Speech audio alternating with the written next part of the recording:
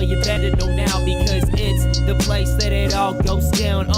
Get up, let me begin. This is TWSN. You ain't heard about us yet, well you better know now, because it's the place that it all goes down. Shout out Young Swish. Thank you guys for tuning in to another edition of Day 5 NFL Free Agency Frenzy, presented by the Right Way Sports Network. And it is on the Sitdown with Malik Wright's YouTube channel. I'm your host, Malik Wright. Joined by my co-host always. We've got Daniel, we've got Logan, and guess what? We don't have an eventful day. We don't have a lot of stuff to really write home about, but we're still going to discuss the Bengals free agency. We're going to discuss our favorite moves around the league, and we're going to be giving out some grades. But before we do, make sure you guys give this video a like, subscribe to the channel, turn on post notifications so you guys don't miss when we go live or when we upload content from the TWSN studios. Boys, listen, I want to break down these players individually. That's what I want to do today. I want to break down these players individually, but then I also want to talk about their grades, but the potential fits for this team. Let's start with the last signing. Let's start with Jonathan Allen. Logan, I'm going to let you take this one away. I think with Jonathan Allen in general, you're just bringing him in to probably be your best interior pass rusher. I think that's the hope there. I think you're kind of just expecting to get a similar-ish player of BJ Hill in terms of the use and his role. Maybe he jumps him if you're going to kick, Murphy or Stewart or somebody inside. Maybe Allen becomes that guy instead of Hill. But at the end of the day, you're really just asking him. That's all you should really be asking him to do, is just to be a pass rusher in the interior. His run defensive grades over the last 3 years have been, utterly abysmal. I think they're better than what they've shown. PFF doesn't like that for whatever reason, but obviously they're not the best source of reference either, but it's still a good data point nonetheless. But he has continued to be a solid pass rusher. And his whole career, really. I mean, it was an all-pro, several-time Pro Bowler. Like, he's been a good football player in the league. He's a good veteran presence to have on that D line. But again, I think you're asking him just to be a rotational player on the defensive line that is you're probably going to expect him to be the best pass rusher in that unit, and that's what you're hoping he is. That's the role you signed him for. And if he's not that, then either somebody broke out in a huge, awesome way, or he was a pretty disappointing signing. There's doesn't count against the comp pick, which is always a nice little factor here as well. Just an upgrade over the team in general. Nothing crazy, nothing I'm going to be super excited about, but an upgrade over what we had. So I don't think there's anything to really be too upset or too happy about here. Yeah, for me, it's very simple, and we talked about this on other shows, but what was your alternative? Yeah. And that's the way I look at it. You got names out there like Shelby Harris, sure. These guys are veterans. Calais Campbell. There wasn't a massive move that could have been made. Maybe they could have went out and done it before, right? Logan Hall. That's clearly a younger guy. But at this point, I'm looking at it saying, what is your answer for the question of interior pass rush? Yeah. I ain't waiting till the draft. I'm not. And if you're not going to wait till the draft, you got to go out and get a guy that has the upside. And I think Jonathan Allen at least gives you the floor of somebody who has done it before. And the floor, at least for me, I look at, this guy is a veteran. This guy is a locker room positive. Mm-hmm. And this is going to be a guy that is a floor raiser. I don't see a world where this is a player that comes into the locker room and the Bengals are like, what the hell are we getting? Yeah. He is a pro's pro. And just because he had one, year with Minnesota where he wasn't off the charts doesn't mean he is a bum. No. So I think that I would grade, Allen as a floor raiser. And for everybody who's, super down on him because of the price tag, my counter to that is it was just 2 years. So I would say that he is a floor raiser with the upside to be the best interior pass rusher on the Bengals, and that's why I land with Jonathan Allen. Daniel, I'm happy that y'all are all, kind of giving your opinions on this, but I got to push back on something, Daniel. It hasn't just been 2 years. It's been 3 years. It's been 3 years of his numbers being less than ideal, right? Yeah. Back in 2023, his grade being almost a 60, right, according to PFF. 2024 56, and this past year 53. So it seems like it's gone down each and every single year. Yeah. Albeit he's been a part of some defenses, not talking about Minnesota here, but the Commanders, where they've seen change at the helm, right? They've seen change at the helm. And that creates for a little bit of dysfunction, especially because the Commanders had a lot more issues beyond just the defensive line. It was the secondary, it was the linebacker unit. And you look at it, they traded away a lot of their pieces before Jonathan Allen departed, right, for the Minnesota Vikings. And, one thing I often hear when people talk about this is, a lot of defensive tackles aren't allowed to excel in a Brian Flores Yes. scheme. I'm curious to know why that is a little bit more, but that's conversation you often hear. A lot of defensive tackles don't excel in a Brian Flores scheme. It's not really meant for them to excel. Mhm. And then you're faced with situations like this, right? And look, I'm right there with you. When I turned on the film and I watched Jonathan Allen, I thought he looked a lot better than what his numbers said. Yeah. I thought he was strong against the run. Mhm. I thought he pushed the pocket. Yeah. Now, you're not going to be a world beater every single play. He's not an Aaron No. Donald, right? No. He's not a Jeffrey Simmons, but he's still a quality defensive tackle that Yes. can offer you a lot. And for this Bengals team that was getting absolutely nothing from the interior, every now and again, occasionally, they get some type of movement. But from a consistency standpoint, it feels like the Bengals interior presence that they have at the defense tackle room, they all have one specific skill set. And if you ask them to do anything beyond that, you might get it every now and again, but it's like pulling teeth. Mhm. TJ Slayton is probably their strongest defensive tackle, Mhm. right? Being the nose tackle. That's the guy that can't push the pocket, though. He has zero pass rush, right? Just being honest with you, his pass rush is abysmal. Yeah. Outside of that, you got BJ Hill. BJ Hill is more of a finesse pass rusher, right? Yeah. Not going to beat you with strength, but he could beat you with kind of his swim moves and kind of beating you to the point of attack. But that doesn't happen every single play. Chris Jenkins seems like there's just a lot of thinking out there.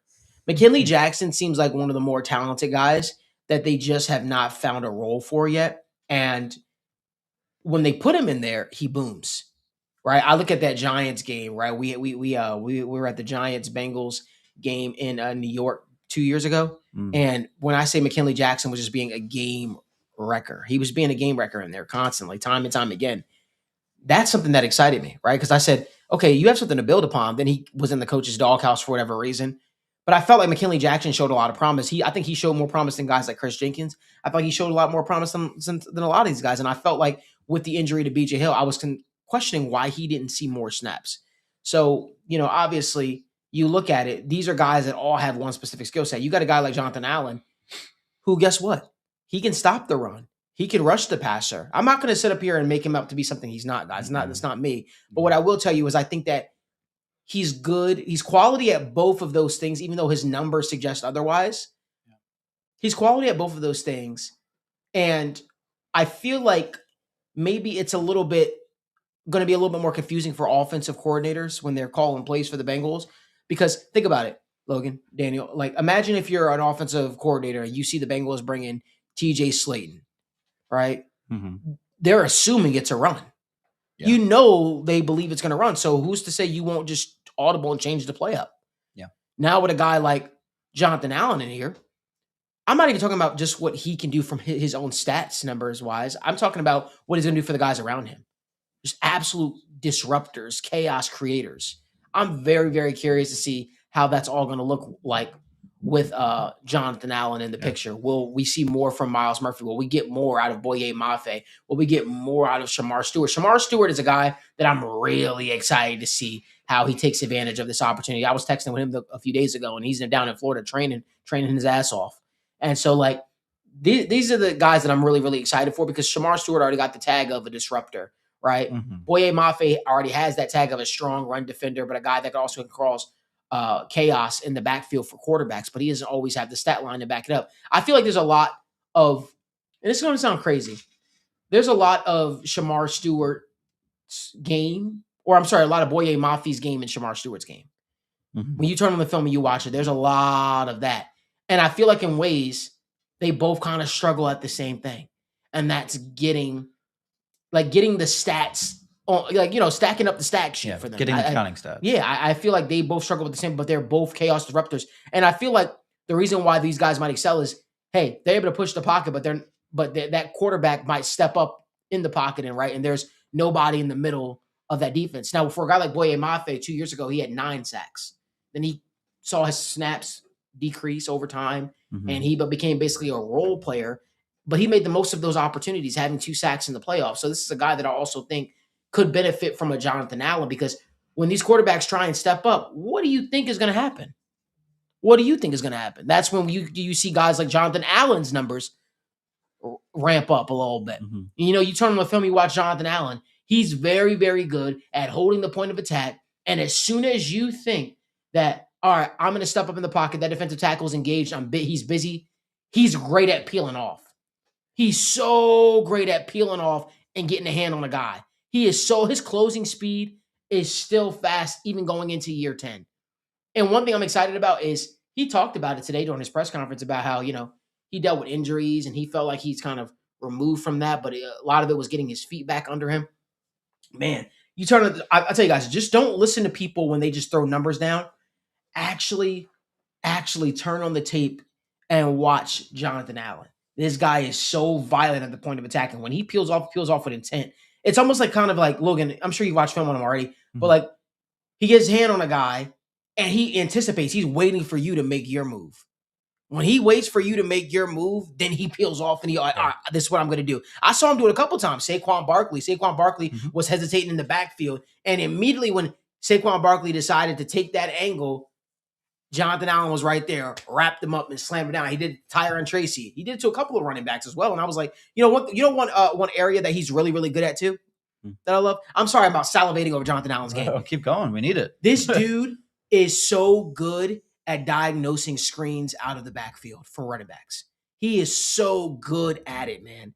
I know it don't count for shit, but even if you look at his coverage grade, he ranked 18th out of 30 eligible defensive tackles in pass coverage. Now, guys, that's not Jonathan Allen going out in pass coverage, dropping back, taking the tight end out of the picture. But that is Jonathan Allen saying, all right, you're throwing a screen? Okay, bam. And I saw him on a couple of plays, man. I was watching. This guy would engage with his blocker. They think that the guy is kind of held up, being distracted. They throw it to the running back, and immediately he just collapses on the running back because the entire time he's waiting. He knows they're doing it, and he's subtly moving his feet closer and closer to where he sees the running back coming out of the backfield, to the point as soon as they dump it off to the running back, he gets his hand on him. So, like, man, I look at it, man. I look at it. I say, Jonathan Allen is a guy who has violent hands still.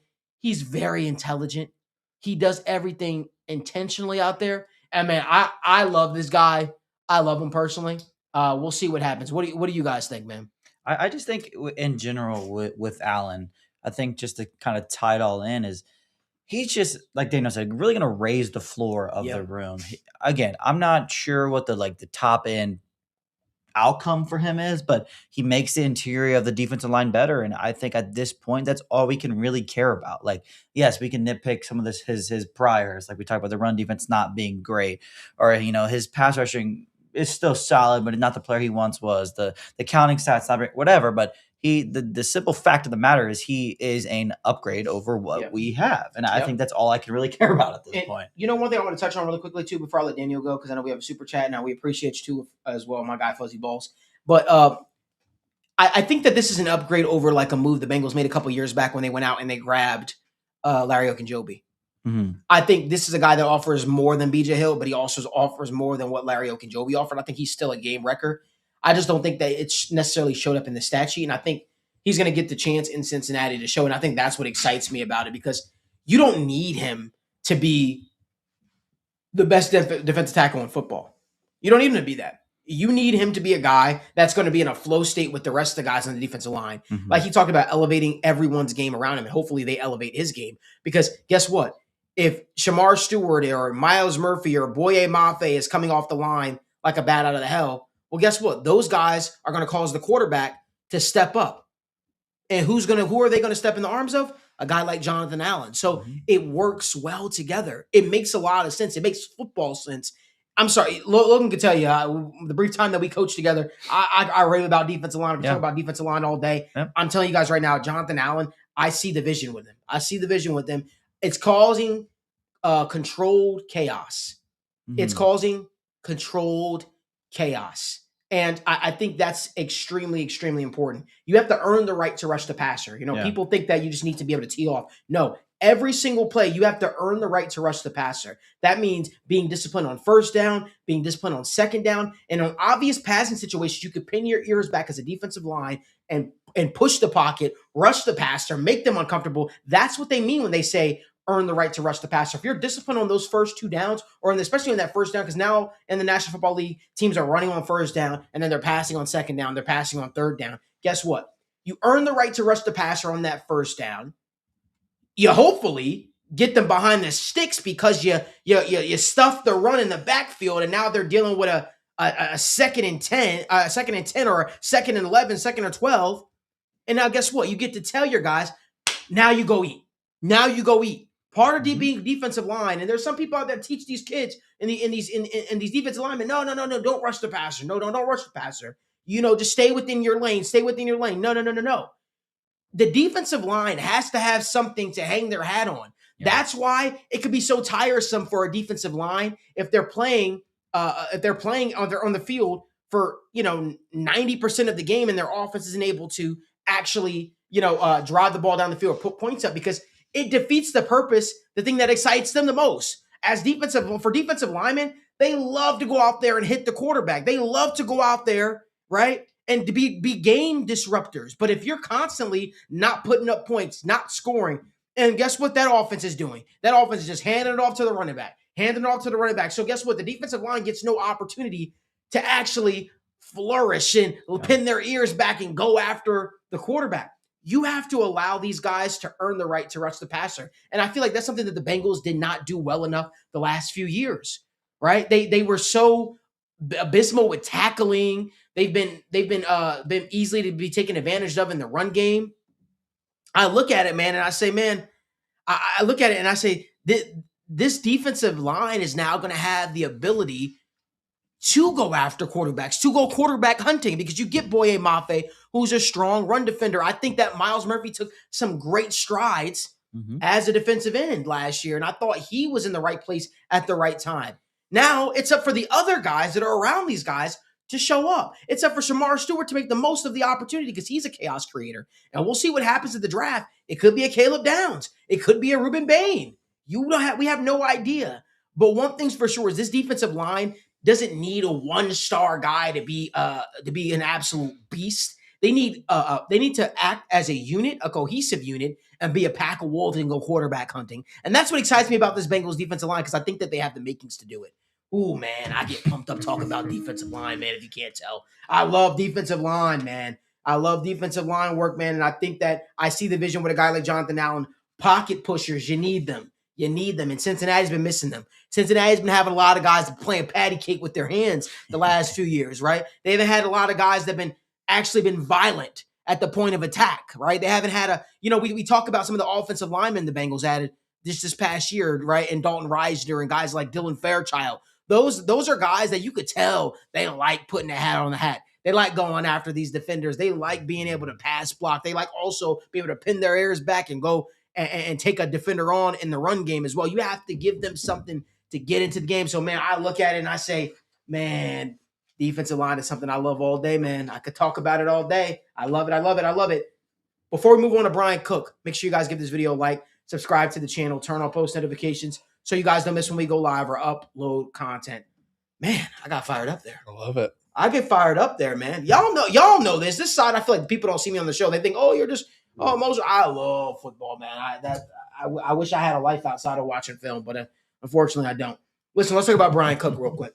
Brian Cook, to me, I give this an A signing, A+ signing, personally. I think Brian Cook, you think about his numbers backs it up as well, guys, right? He was, I think, the fourth overall safety in the entire NFL this year, according to PFF. Man, this dude has just gotten better and better and better. One thing I want to see him do is being able to chance to hold on to those interceptions when those opportunities come his way. For some reason this year, they seem to escape him a little bit, but that didn't take away from his game. He was still in the right place at the right time. He still was able to bat passes down in pass coverage. He was a sure tackler, all the things that the Bengals were missing. Man, let's talk about Brian Cook. Daniel, what are your thoughts? Yeah, major A signing, right? And once again, most of my free agency and even draft analysis is pretty much compared to what was your alternative. And you guys will often hear me say that. For me, this was an A+, because are you running back with Geno Stone? No, thanks. I think that Brian Cook, when you look at the player, 4 years with Kansas City, immediately the upside is Super Bowl champion, a guy who was tasked with a lot in Kansas City, and a guy who's potentially going to keep hitting his stride and has barely, hit his peak as a player. This is a guy who's only 27 years old. And I love it, right? This is a guy who can immediately slot in as your safety. I mean, he can do it all, right? He can play the deep safety, he can play split safety, he can even play in the box, he can even, play in the slot as well. But for me, this is a player that is just consistent. And that's what I feel like the Bengals have missed. And that's what the hope was, when I rewatched, Geno Stone's film before he joined the Bengals. It's like, oh man, this guy is in the right place at the right time. He seems like he's doing the right things. But the problem there was he wasn't tasked with a full 2-year season of starters caliber work. And when you look at a guy like Brian Cook, he was. So I'm very, very happy with the signing. He's got the athletic upside that guy like Geno Stone didn't necessarily have. And for me, Brian Cook gives you the upside of, all right, not only is he a guy that has the potential to make plays, but as you alluded to, Malik, I think his consistency on a down-to-down basis and his tackling is what excites me. And not only that, but it allows you to head into the draft with a spot that you're pretty much shored up, right? We can have the conversation, it's nice that he can pair with him and Jordan Battle. And at the same time, I look at Brian Cook like he's probably going to be the captain of that safety room, right? Yeah. This is a guy who, like I said, Spags trusted him with a lot in the Chiefs defense. So all around, I'm extremely happy with this.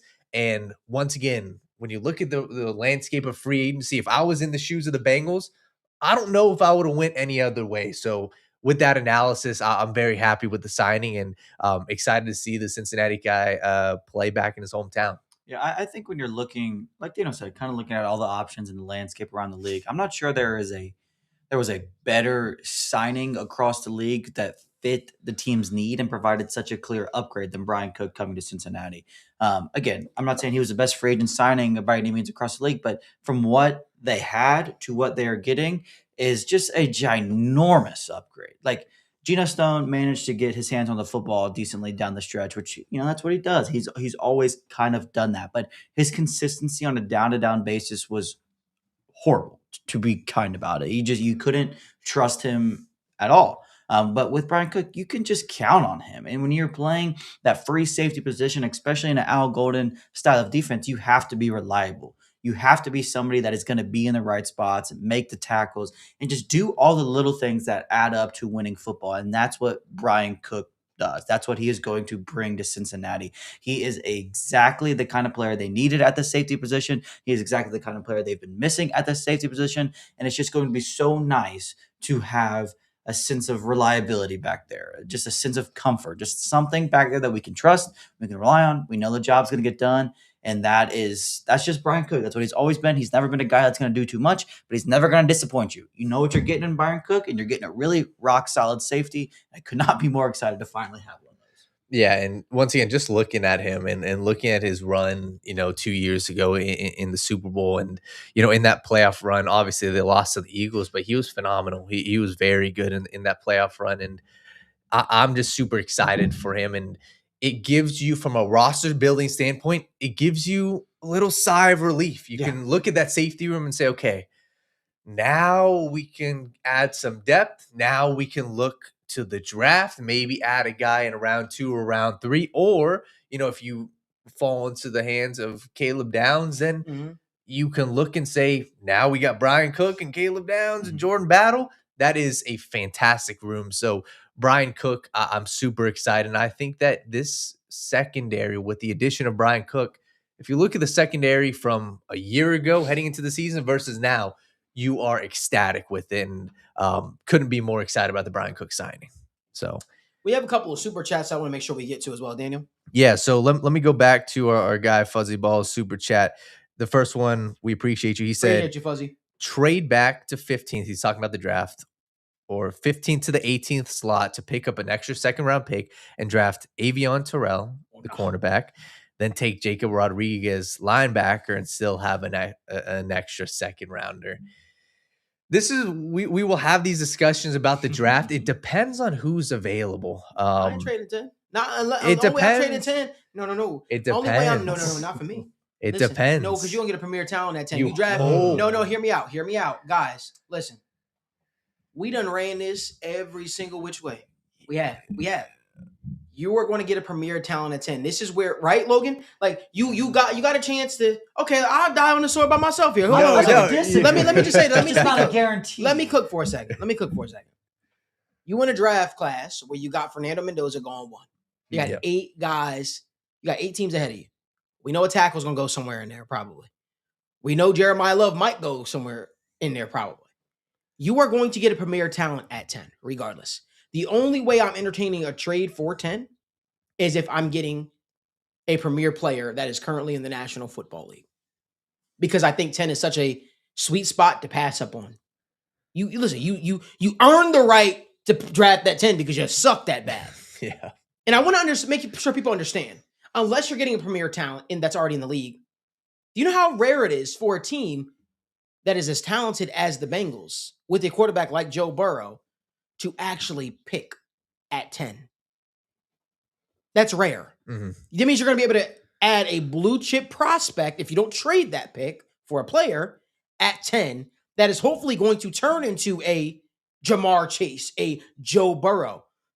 The one thing I will say is in the Zach Taylor era, since they've picked in 10 for the most part, they've been on the money. And so I say that because you have 8 teams you have to worry about. I say 8 because the Raiders are going with Fernando Mendoza. Yeah. You have 8 teams that you have to worry about. After that, you're going to get a premium player. This is where you go back to your motto. You draft players, not positions. You draft best player available. Luckily for you, right? You ain't drafting a quarterback. At the end of the day, a Caleb Downs might fall to you. I'm drafting him. Okay? Mm-hmm. A Jeremiah Love could fall to you. Sorry, I'm drafting him. I'm doing it. If that's the best player on the board, if that's what my board tells me, I'm doing it. Let me tell you why. Because the moves that the Bengals made in free agency said, guess what? We don't have to pigeonhole ourselves. The move that the Bengals made to restructure and extend Orlando Brown's contract was a move to tell you we do not have to pigeonhole ourselves. The only way you trade back is if you go out there and you're going back and you say, hey, let me go out there, let me grab a corner, right? Or a defensive tackle. And then when you get into 15 or 14 or 17, now you're in a spot where you're really playing with fire because you don't know who's going to be there. Listen, we could play this game all we want about, trade back and all this stuff like that. You are in the Joe Burrow era.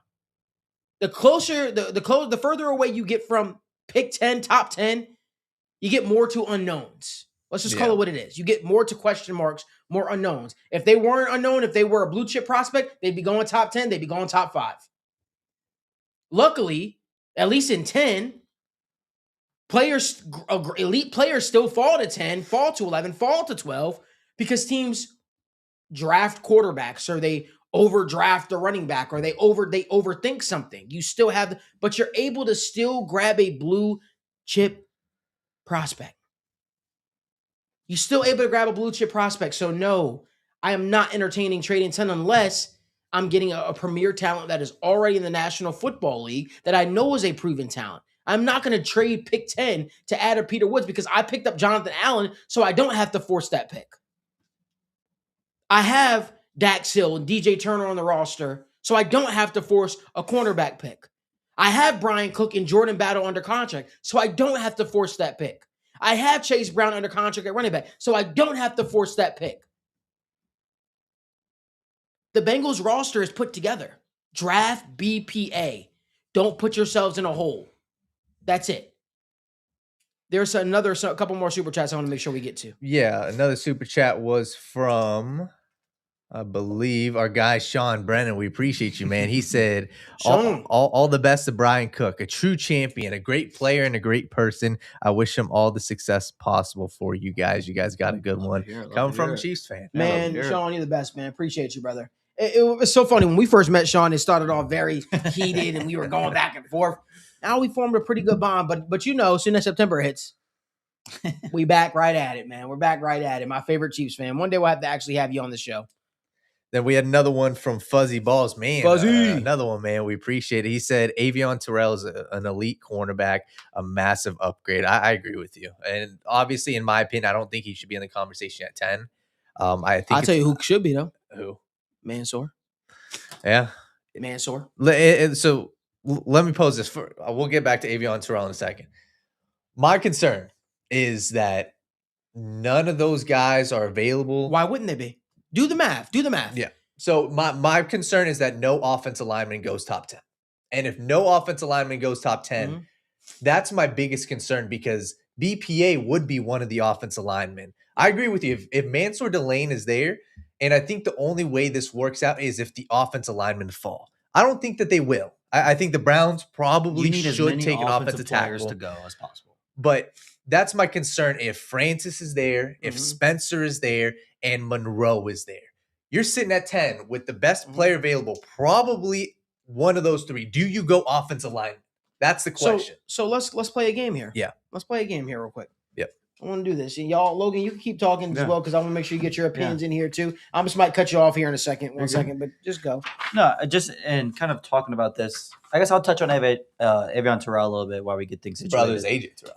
Yeah, I mean that's a pretty good place to start. In general, he's a guy that likes to take the football away, which is going to be something a lot of teams covet. A lot of forced fumbles, a lot of ball production at Clemson. He's a really good player. I'm not going to argue anything about that. I am a fan of him. He's a little smaller, which will drive him down on some teams' boards. Whatever. But in terms of him being a good NFL player, I like the odds of him being a successful NFL player. I think there's a lot of teams that would love to have him in the middle of the first round. In terms of him being a massive upgrade on the team, I think our corners are pretty good. Obviously, in a world where you draft him and Dak goes back to inside, cool. I would love that. Again, kind of like Malik and Daniel saying, the idea of trading back is something that has to fall perfectly for me, but I think that is possible. But I do think if they trading back, I don't see Terrell necessarily being that guy they target. I don't know if they would kind of target him that early, especially with still kind of needing some other things and other positions may be a little weaker for them. But in general, I agree. I think Terrell is a very fun player. I don't know if he's a good Bengals type of player for me. Yeah, and with Terrell, once again, it's a good shout by him. I think that he's an extremely patient cornerback. I agree with you. I think that it would be a trade back scenario. And at that point, I just don't know if you're trading back. First off, everything has to align perfectly, right? The team has to call up and offer you a second and a third or whatever it is. Yeah. And at that point, is Avion the best pick at 16 when maybe you can go a defensive tackle or maybe you can go somebody else? I don't necessarily know. It depends on the situation. But I agree. Avion Terrell, I think, will be a surefire stud for a player. I think that you're dealing in unprecedented waters, Daniel. I gotta call you out as my best friend. I gotta call you out on something real quick. With what?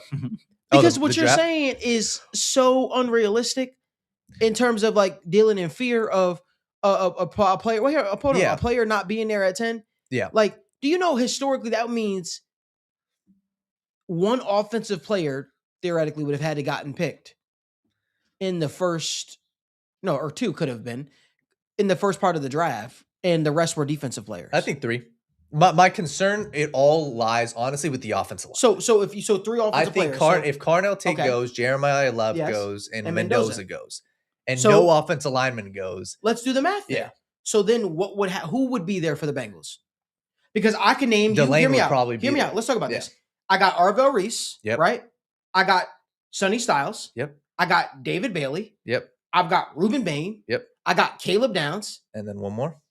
And I've got, give me a second, Sonny Styles. Did I say that already? Yeah. Sonny Styles.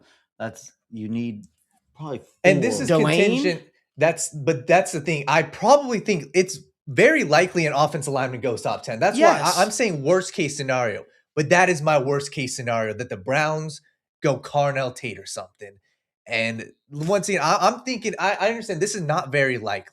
It's the Giants, I think you need. Giants and then the Giants are the two teams you want them both to draft offensive line to open up some other scenarios. I just think, obviously everybody's been running mock drafts and doing these things. But there's a world where this might not be a bad thing to some people, but there's a world where the highest rated, consensus player is Mansour Delane. And how you feel about Mansour Delane and drafting a cornerback is going to determine how you feel about the comfortability there. You like Mansour Delane. I don't mind Mansour Delane by any means either. But, at 10, like if that's my best player, I wouldn't hate trading back and missing out on Mansour Delane. I don't love him that much for the sake of the argument. Well, here's but the I think thing. He's a great player. I think if you trade back, you don't get Mansour Delane. No, No, I'm for not saying sure. You don't For sure. either. But you could draft, that place. Maybe you draft a Dylan Thiedman. Maybe you trade back deeper and you draft a Woods or another corner, whatever. It obviously opens up way more questions, which is the scary part. But because here's my thing about trading back and getting more picks per se, right? Yep. I was in that ballpark last year. I'm not in that ballpark this year. Let me tell you why. I just think that if you look at it, what are you getting more picks for at this point? You are overly you are backed up on the defensive line. Yep. Right. You got to sort out who your edges are going to be. You have 6 defensive tackles on the roster. You only have 3 edges though. You could use some depth. You could use some depth. But like But am I trading back to just grab a depth piece, or am I? Or I think the only way I'm going edge again is if you get a blue chip prospect. Well, yeah, I don't think they're taking edge at 10 by any means, but I think the point of You don't think so? at 10, I'm telling you right now. I'm telling you right now, and I've said this on the show. If Ruben Main's there, he's the pick. I don't envision him being there. I would hope to God he'd be the pick. He's Yeah. one of the highest rated players I have in the class, maybe the highest. But just in general, I think again, we're going to talk about this all, war room season for us. But the depth of this team is pretty bad. I'm not saying that means you trade back from 10 to fix it, but in general. But that's what I'm bad. saying though. Like, yes, the depth is, but you could still do some low level moves right now. Free agency is not over by any means. Yes. But at the end of the day, I'm not trading back to grab rookies to help out, fill out the depth of this team. Yeah, I'm drafting. I want to draft best player available. When have the Bengals been in a spot where they could draft best player available each and every single potential pick? They haven't been. They've always reached. They've always been in a spot because they've been, oh, damn, we just missed being inside the top 15 or being inside the top 10 or top 12 that we have to reach on a player. Now, it's funny. We last year or the year before last, we're talking about picking in the teens, right? The last 2 years, the high teens. Now we're talking about picking top 10. Yeah. Right? Like if Bengals had a top 10 pick a couple years ago, Byron Murphy would have the pick. Easily. Right? So it's the same with this, but a little bit different because now you're going to get a blue chip prospect at 10. Unless you want to deal in the waters of going after somebody who's already in the NFL that you think could help your team that more than one of these other guys can. Like Caleb Downs, right? Like that's a conversation. Oh yeah. I don't think Caleb Downs is getting drafted before 10. I don't. I hope so. I agree. And that's what I think my conversation, I think that one of those guys should fall. Like one of the Reese, Bain, Downs should fall. And if any of those guys are on the board, I think you take them and you run. You know what's funny? Before this free agency, though, I was very on the fence about drafting Caleb Downs. Not because he's not a good talent. It's just I was where you guys were. You have so many needs, and I don't know if a safety was coming in here fixing all that. But now you've answered the free safety spot. You've answered the defensive tackle spot for at least a year or two. You've answered the defensive end spot. You believe you have your Trey Hendrickson replacement. Ruben Bain to me just provides something that none of these guys have on the defensive line, which is the ability to play every single spot, rush from in the inside, rush from the outside, give defenses different looks. You'd be able to provide multiple fronts towards offenses. You'd be able to it would just be a fun guy to use. Yeah, Ruben Bain would be awesome. Right? I'm not there on the off-ball linebacker thing, although I will say I like Sonny Styles. I do.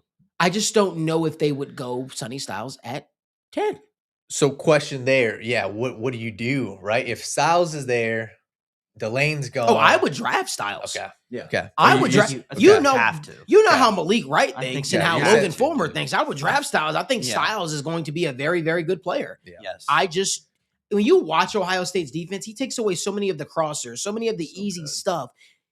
He just pops out on film. He popped out on film to me more than Arvell Reese did. Absolutely. That's just me. I agree. I think Sonny Styles will be a home run get. And I think anybody that lands Sonny Styles is probably landing a 10 to 12 year starter for themselves. and a very good player with great balls, thinks who understands where to be at all times. He understands what offenses are trying to do. He understands zone coverage. He understands where he's supposed to be, right? Like, I would love Sonny Styles, right? But then we get into maybe they're changing their stripes. Maybe they'll prove that they value that position. Because guess what? Having a stout linebacker can help you a lot. It can help you a lot, right?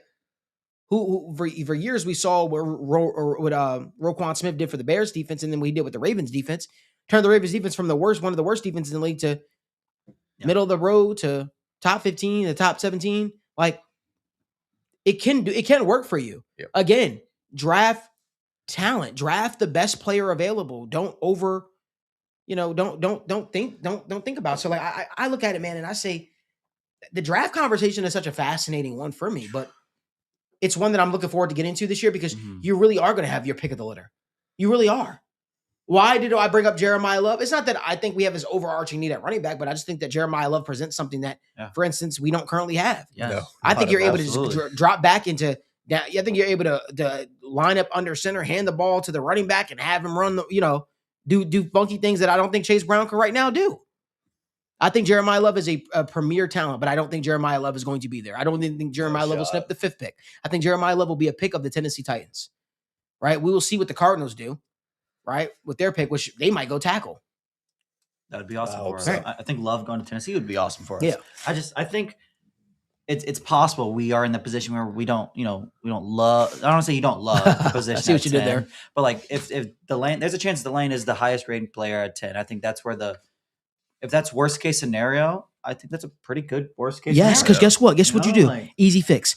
You move Dax Hill to the slot. You say Mansour Delane, you're an outside corner. Now we've got 2 premium lockdown corners on the boundary. You hope the skill set translates right away for Mansour Delane. We know he's probably going to go through a rookie curve, but guess what? He would. Yeah. He would. That would Caleb Downs, though, to me? Ooh, you put Yeah. Caleb Downs in this defense. Guess what? Brian Cook, right? Caleb Downs are guys. Now, I get it. Caleb Downs is not taking a snap in the National Football League, right? So you can say you don't know how his skills are going to translate, but I think we all know that this dude is probably one of the most pro-ready prospects, right?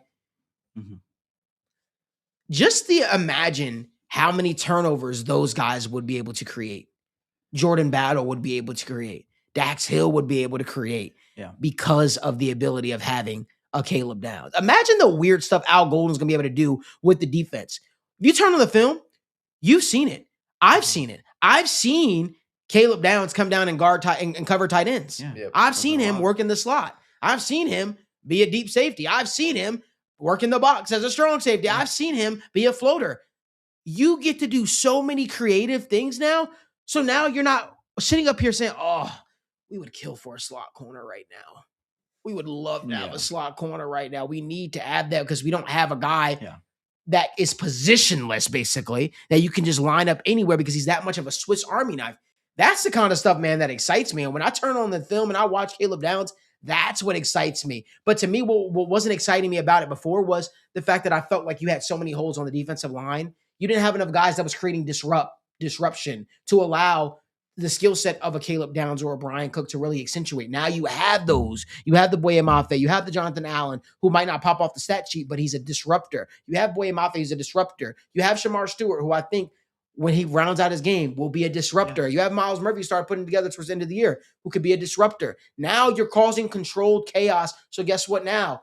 Dax Hill, DJ Turner, Brian Cook, all their jobs become a whole lot easier because guess what? They don't have to cover for forever. They don't have to cover for forever now. They have pressure creates diamonds or create sacks. One or the other. One or the other. And that's something that excites me, man. I could talk about this all day. I could talk about this all day, man. I can't wait. We didn't even talk about the Boye Mafe signing for a second. If you guys could do us a favor, give this video a like, subscribe to the channel, turn on post notifications so you guys don't miss when we go live or upload content from the TWS studios. I'm not sure if we had another super chat at all in there. We did. It was just about Avion Terrell, but once again, Fuzzy Balls, man. Fuzzy, man, appreciate you. He's killing it. He said Fuzzy Balls. He said Fuzzy Balls said he personally knows Avion Terrell. Awesome attitude and is never satisfied. 0 off the field issues. We talked to him at the combine. He's a stud, and I think the conversation with him as regards to the Bengals, it's intricate because it would probably involve a trade back. And when teams trade back, you never see a team trading back with a player in mind, because if they had a player in mind, they would take him at 10. So if there is a trade back, it's probably for a position group or to get assets because they don't like people. So if they end up trading back, it's definitely possible that he could be a pick. But as it stands right now, he's just a stud, and I just personally don't have him high up in the rankings because he's not a surefire top 10 guy. But I agree. I think he's going to have a long time NFL career. And I personally think that his technique as a corner, his ability to guard, it's almost, don't take this as a comparison, but the play style is a little like Denzel Ward, how they're able to match guys, but they're not actually touching them. And that's what I think with Avion Terrell. So I'm a big fan of him. So, Let's talk about Boye Mafe. Boye Mafe, right? An intriguing addition for this Bengals defense, Super Bowl champion. What grade would you guys give it? I'll start this one. I am a pretty big fan of it in general. I just won't even say the downsides of it yet. I love Boye Mafe. I think when he has played, when he has been given the opportunity to play, he has just been really good.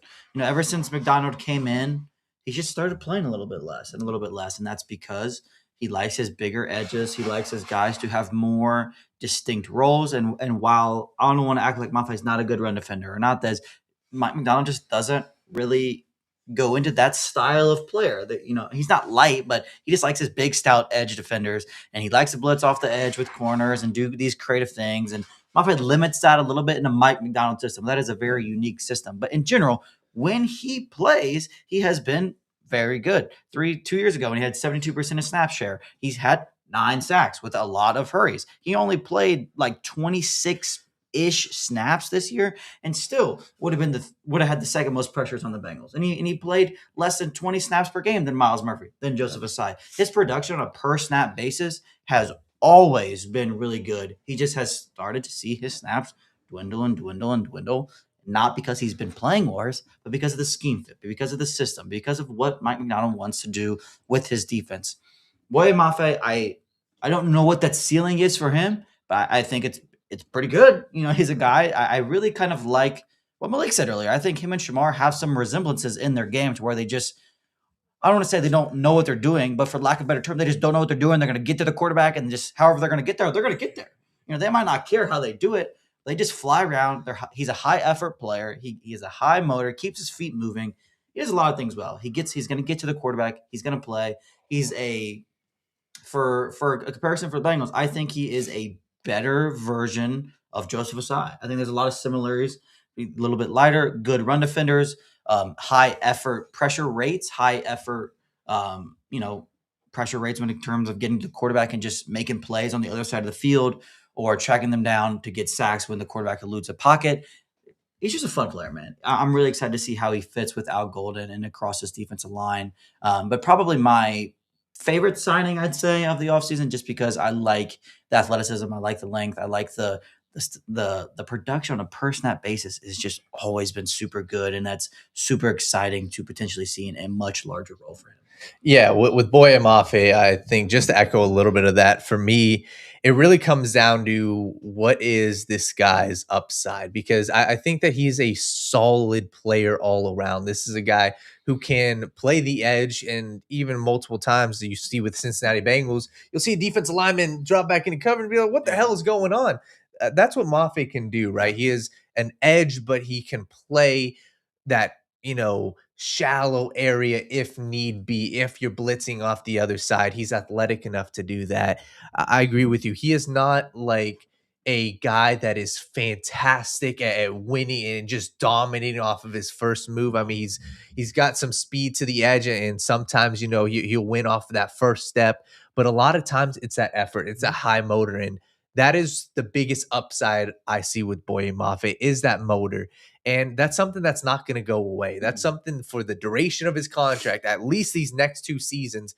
You are getting a guy who has a high motor that is not deficient in any area, in my opinion. I think this guy can come in And at the edge spot, he can do everything that you are trying to ask him. If you are asking him to rush your passer out wide, he can do that. If you're asking him to come in on stunts, he's strong enough to do that. If you're asking him to drop back in coverage for a couple snaps, he can do that. So having that, confidence in a player makes the whole room better, because if you line up Shamar on the other side saying, all right, let's let Shamar get some more reps over the tackle in this game, I think that you're confident because of the other side. So Boye Mafe, $20 million a year, I'm cool with it, right? Yeah, and, absolutely. And what else were you gonna do? You can make an argument. Sure, there were some other guys we would have liked, Jalen Phillips, Odafe Owe.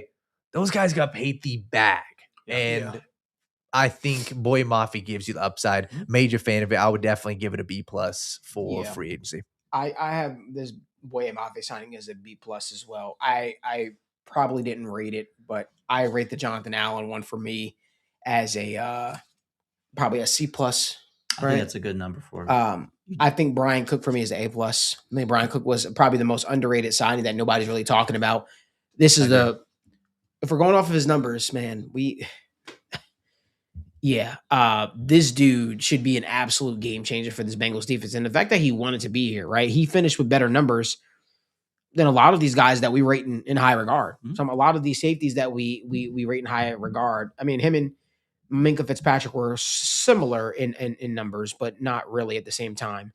But yeah, these are the top safeties rated according to PFF this year: Antonio Johnson of the Jacksonville Jaguars, Kyle Hamilton of the Ravens, Jalen Petrie of the Houston Texans, and Brian Cook. That's it.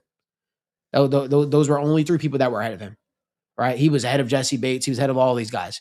And so, that leaves you with so much excitement. And, our guy, Sean Brennan, he always tells it the truth. For him to talk about how much is going to suck that Brian Cook is gone and how we got a good one, we know what kind of player Brian Cook is. But, Sean doesn't mince words typically for us. And, he was the 3rd rated safety in coverage this year. Now, obviously, you want to see that turn up a little bit. You want to see him be able to, hold on to some interceptions, make some game-changing plays out there. And I think he'll probably have the opportunity to do that in Cincinnati now. And even you look at his run defense, man. His run defense grade was off the charts, man. 15th safety in the league, man. 15th, man. He finished 15th against the run. Man, those are the things that you want to see, right? And that's a huge upgrade for this Bengals team, man. When you look at it, I'm not trying to bag on the dude, but their safety and Geno Stone was 85th out of 91 safeties, right? And run defense grade. His coverage grade was 74th out of 93 eligible safeties this year. This is, a 50 grade, a 50.7 in coverage, a 53.9 of run. This is a huge upgrade.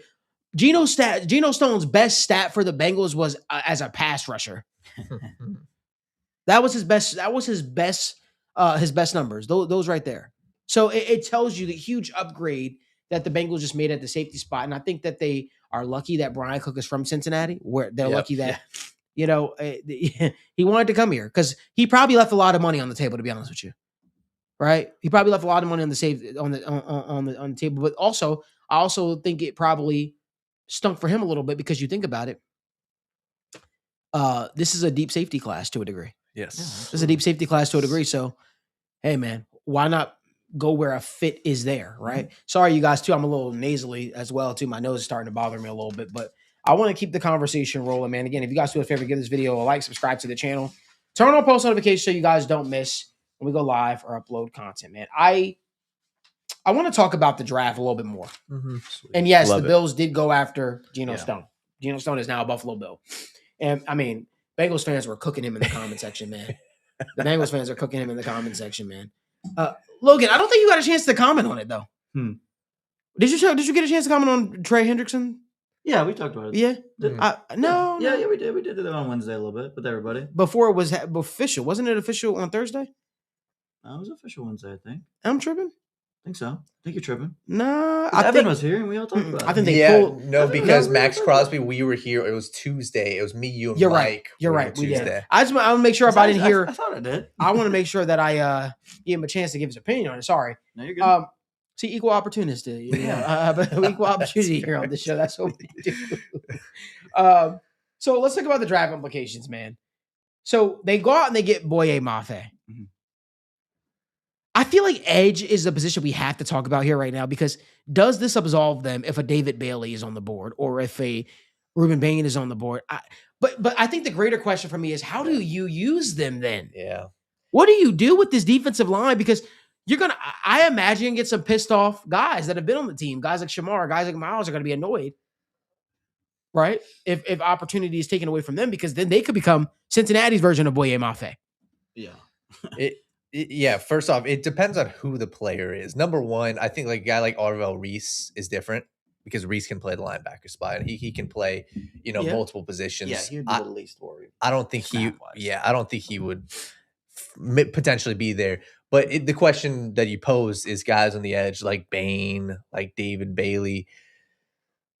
I think that this would not necessarily spell the end for a guy like Miles Murphy, but this you put yourself in the position, say, hey, whoever shows up, shows up. And Shamar Stewart, Boye Mafe, Miles Murphy. Miles is probably the one that would probably end up not having a contract at the end. But if we're talking about this season, you can do so much. The immediate thing and isn't talked about enough is it would force Shamar to play a lot more inside. Undoubtedly, in my opinion, if you bring Bain, even if he was ended up being the selection, and Bain definitely could, but it signing Boye Mafe doesn't absolve you from taking these guys, but it makes it a little bit of a workaround. So, because those guys, in my opinion, would step in from day one, at least Bain, and is a dominant player that can play the run, and you would have no questions about it. I think for me, anybody is going to have to prove that they can play at the NFL level, or at least in practice to some degree, before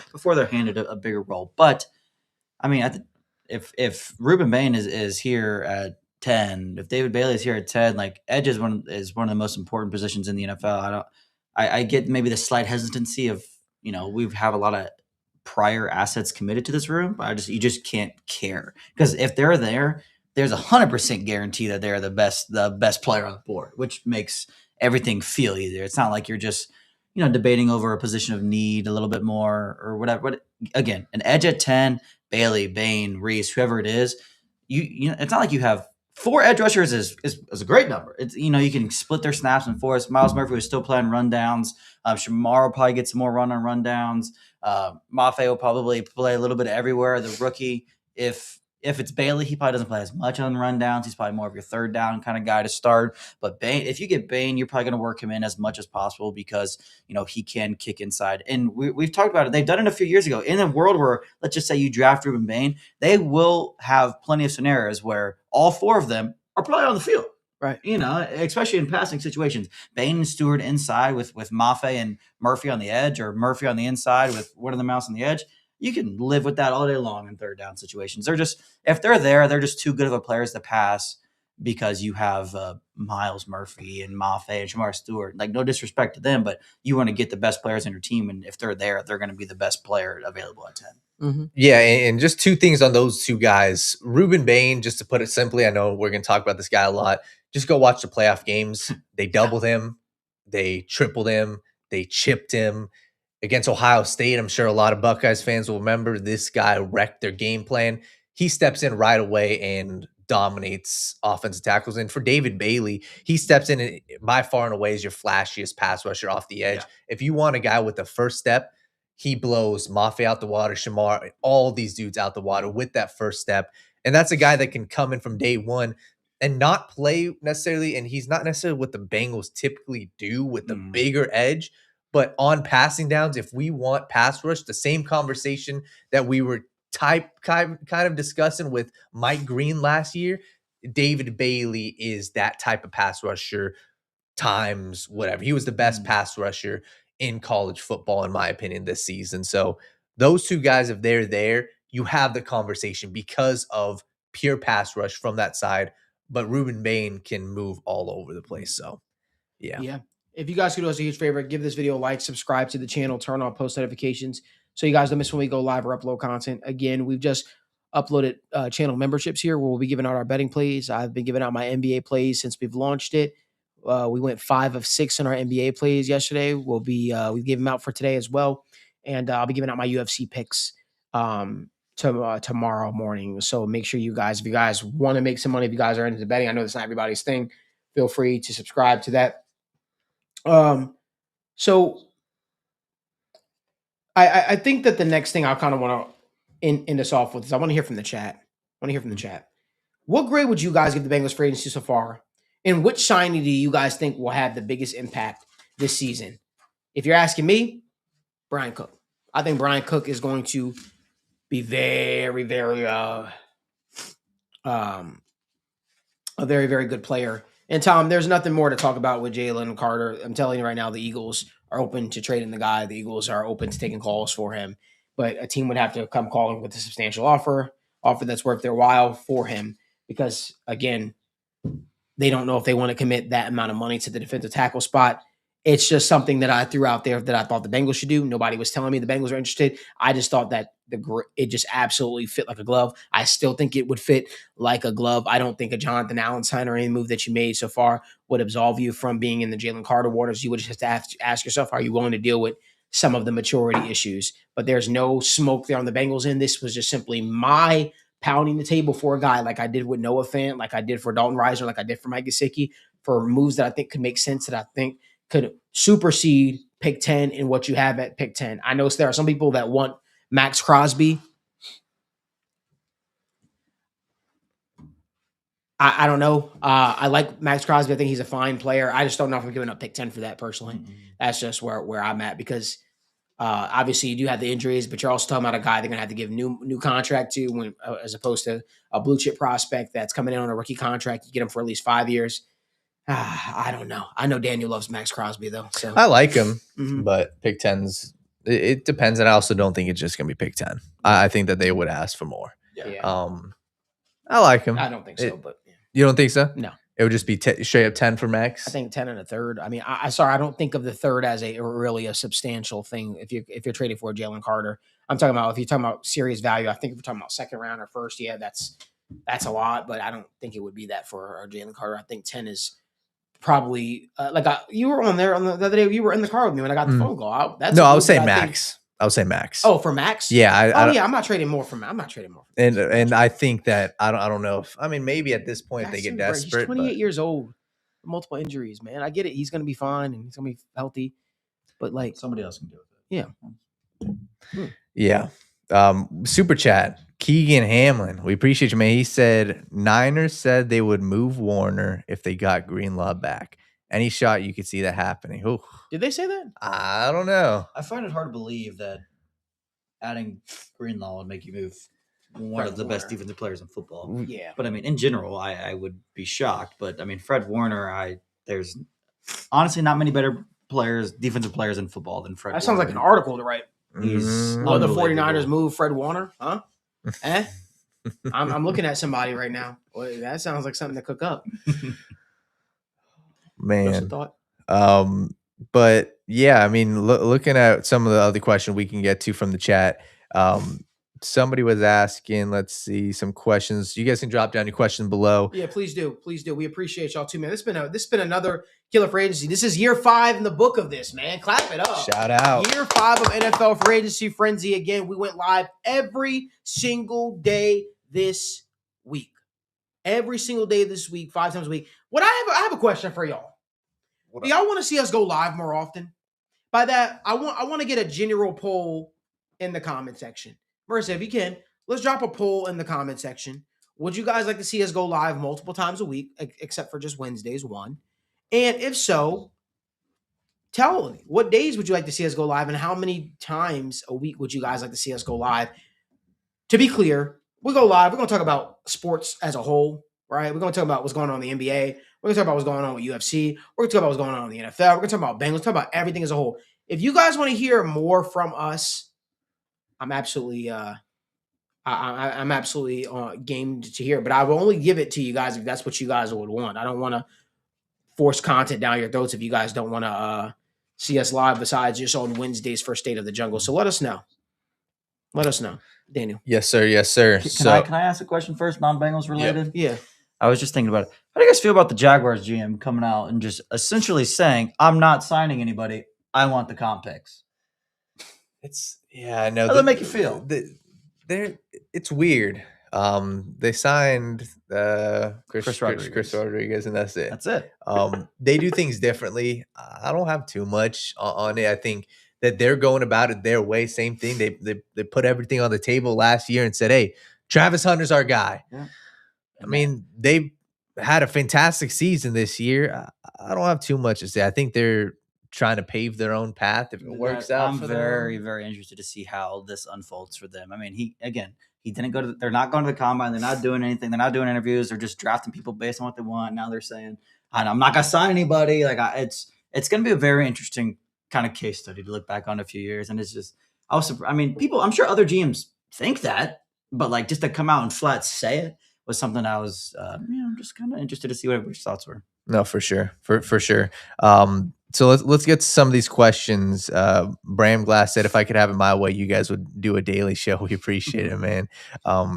So we had a couple people were asking. I think Nichelle Jones was saying about Joe Flacco, I believe. Any word on Joe Flacco and just overall quarterback position? So Joe's just weighing his options right now. Wants to see if any team is willing to give him any starter chance. I don't think there's going to be a team come calling at this point. There's just too many free agents that could be potentially available. One of them being a guy like Kirk Cousins. I just think he has more competition. I don't think that there's going to be a lot of jobs that are going to be opened up that a team is not drafting a quarterback. Look, the Jets were willing to bring back Geno Stone, right, as their quarterback. Yeah. So my gut tells me Joe Flacco ends back up in Cincinnati. Which selfishly is awesome. Yeah. Sucks for him a little bit. Yeah. But. Yeah. Some other questions we had. Shrewded Dragon 5579. He said, "You guys think the Bengals attack trait guys like Rosenboom or Okereke, who are a little bit better in zone coverage and good tacklers?" I think he's just talking about linebackers. I think in general, I don't want to say I don't know what exactly the Bengals will truly want in a free agent linebacker at this point, but to me the biggest need is a linebacker that can play a little bit on the edge to prevent Demetrius Knight from doing that. I said it on Wednesday when we were here. I still relatively believe in Knight and Carter, but they have to do a better job of playing them to their strengths this next year, and they just didn't really do that last year. I'm not saying they're going to be great football players, but I'd like to think they're not going to be the worst and the second worst rated linebackers next year. You know, I mean, does that if they're 50th? Like, just think about if they're 50th, how much better that makes the defense. I don't think that's a relatively tough ask, but in terms of free agent linebackers, I think they should prefer a bigger linebacker that can play on the edge a little bit more than cover guys. You know, Art Stapleton, USA Today sports reporter and writer, basically came out and said that the 49ers would consider trading. They said that they would consider trading Fred Warner. With that being said, what do you want? And where do I sign up? What do you want and where do I sign up? And what do you want, a third-round pick? I'm not giving you a first. I mean, he's coming off a major injury. Yeah, I'll give you a third. I'll give you a third. I'll give you a third in the top 10. What are you saying? How old is Fred Warner? 28. Oh my God, bro! Wow. I would give up some serious. If I'm not mistaken. Fred Warner is 29. 29. But he is. He's unbelievable. He's absurd. He's unbelievable. I mean, there's not I would much give up other way to say it. I would give up a lot for Fred Warner. I would too. I would give up at least a third. I would probably give up 41. And I know that this guy is coming off a knee injury. He is that good. And he is arguably and was this season in Defensive Player of the Year conversation.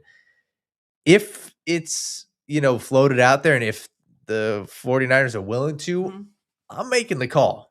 I'm telling you right now that would be overkill for this defense, like in a good way. Like, wow. Oh my God. I don't know what they would want because it's a linebacker. It's a tough position. But I mean, he's one of the best modern day linebackers in recent history. Like, he's unbelievable. And has a lot of juice still. He's unbelievable. Yeah. And like, I don't know what they would ask. It's, I could see a team maybe in the back end of the first dangling that out there, maybe, but that's like at the top end. But I mean, he's just good. If somebody gave a first, I don't think I would be like, what are they doing? Yeah. You know what I mean? Yeah. I'd applaud the 49ers to a degree too, but I mean, he's amazing. Literally 93 overall PFF grade. Overall, 93. That's ridiculous. I mean, we talk about the Knight and Carter being 87 and 88th ranked. Well, he was first. Yeah. Talk about an upgrade. Yeah. Like, No, I do it. I Yeah, do it. easily. You don't gotta tell you don't gotta ask me anything. I'll give him Uh-uh. 2/3. I'll give him the next 3 third-round picks.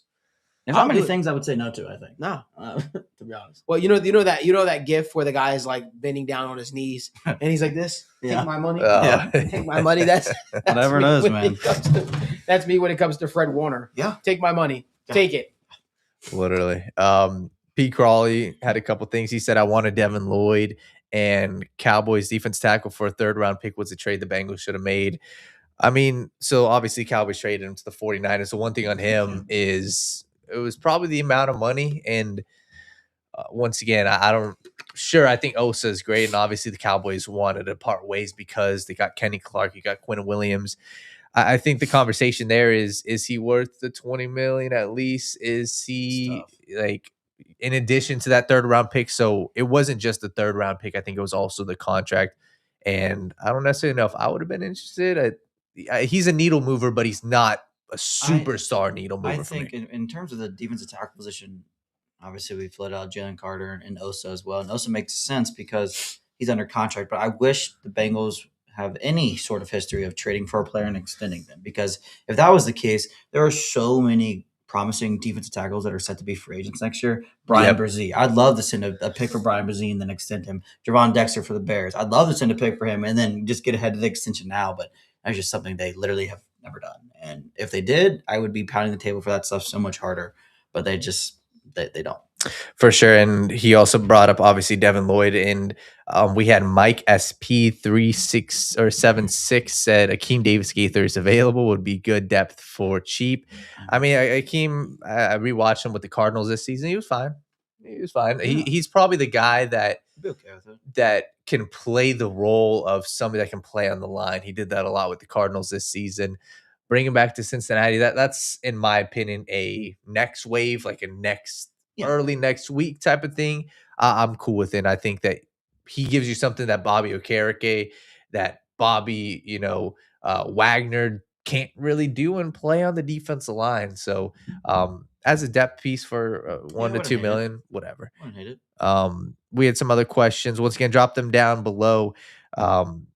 Let's see. Somebody was asking about any offensive guys that you guys would like to see either in free agency or in the draft for the Bengals. I think for me, in terms of offensive skill position wise, I think I would target more of like a Darnell Mooney kind of like guy for your wide receiver 3, 4 in free agency. But in the draft, I really want a tight end that could just do it all. You know what I mean? Like I'd love Goddard and Njoku to a degree, but in terms of free agency playing, I don't know how much. Like, I'm not going to say it doesn't make sense. I'm just tired of Bengals always playing in that 1-year deal kind of market.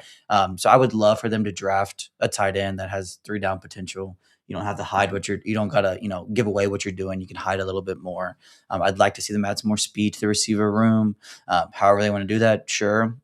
With all the picks we have right now, if you want to take a flyer on somebody late, with some speed at the receiver position, I'm all for that. Or even, maybe in the 4th, if somebody falls perfectly in your lap, I wouldn't hate it. But I think they have to draft a center this year. That's something I will be very adamant about. And I think that's the most important position to, if I'm talking about drafting an offensive player, it's drafting a center this year. Yeah, I think center, and to be honest, I'm always a sucker for a good slot wide receiver, and I think that's something I would entertain, later in the draft. But we had 2 questions. A lot of people are asking about David Njoku. What's the possibility of him with the Bengals, and any word on him? I just think with Njoku, it's even this whole tight end market is kind of weird. Obviously, Dallas Goedert, it seems like potentially going to go back to the Eagles. David Njoku, it really just depends on how much. I think that you could always upgrade a tight end, but I would probably entertain the draft for that. It just depends on how much he wants. You're obviously happy with Mike Gesicki as the receiving tight end. Drew Sample is a quality tight end, but he's on a 1-year deal. So I don't necessarily know how much that they should be interested in him, but he is undoubtedly one of my favorite tight ends in the league. Do-it-all tight end, and somebody that respectfully didn't need a great quarterback to produce. No. So that's that for David Njoku. But Who DMD said, what do you guys think about Kenyon Sadiq at pick number 10. This Hell no. To the no. Hell to the no. Hell to the no. To the no. Go ahead, Logan. Oh. I mean, in general, I would be a no, not a hell no song like Malik just did. But I think he's a good player. I think honestly he is a good player and would be an awesome player in Cincinnati. I will not argue that. I will not deny that. I will not do anything along those lines. The Bengals can't, for lack of a better term, luck into the 10th overall pick and take a tight end. That's all it comes down to. I'm not going to. It's nothing about how he plays. It's nothing about him not being good. It's nothing about anything other than the fact that we did not suck all year to draft the tight end 10th overall.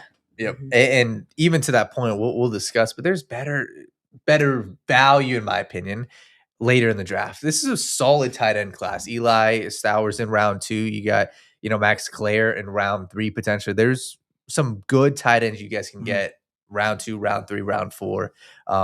Nick Folk, or one of our guys, our members, said only offensive player at 10 that I would take is Jeremiah Love. I'd probably agree with that. And I think the conversation really is the offensive lineman, but I would. Yeah, let's put up Nick's chat. You said what? No, I wanted us to put up Nick's chat. And I probably think that, Jeremiah Love's probably not making it there, but I agree. I mean, offensive lineman, you probably don't go at pick number 10. Yeah. Mm-hmm. One thing I also want to call out really quickly is we got the numbers on the polls, guys. Would you like more live streams? Yes. 92% say yes. 8% say no. 92% of you have spoken. We are going to listen. And you know what? Maybe we'll do that. People have spoken. Listen, if we can get Logan on the show more, Logan, if we can get you on the show more, I'm down. Yeah, I mean, obviously, I had to work out football, but especially for over the summer and everything. Yeah. I mean, I don't. Let me ask y'all this, because would you prefer evening shows? I like just the setting of evening shows. Everybody's winding down from work and all that. I like the 7 p.m. hour. Y'all talk to us. Y'all speak. We'll listen. You want the 7 p.m.? This is the beauty of having a studio, building a studio out, man. You get to go live whenever you want to, if you will. But I prefer evenings. Who Day MD? You said live stream during the game. I'm down for that. But at the end of the day, at the same time, I like to watch the game as a coach. They could tell you I don't really talk a lot. I kind of just sit there. So I kind of want to make sure, like, I won't be really entertaining, if that makes sense.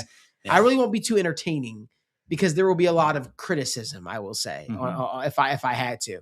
But I like 7. I think 7 is a good chill time for us to get in there. Y'all tell me what days y'all want me to go live, and by God, we'll do it. We'll do it. So you guys drop in the comment section what days you want us to go live at 7 p.m. and we'll make it happen. We'll start implementing them. Let us know. Let's get to some more questions. While you guys are putting that in the comment section, we'll get to some more questions. Yeah, so we can go to TI33304. He said, with everybody, and this is even the same thing with Jose Mainmedi, both of them are asking, what's your guys' dream pick at pick number 10? But TI was asking, what's your dream selection at pick number 41 for round 2? Christian Miller. Okay. I love Christian Miller. I love Christian Miller, man.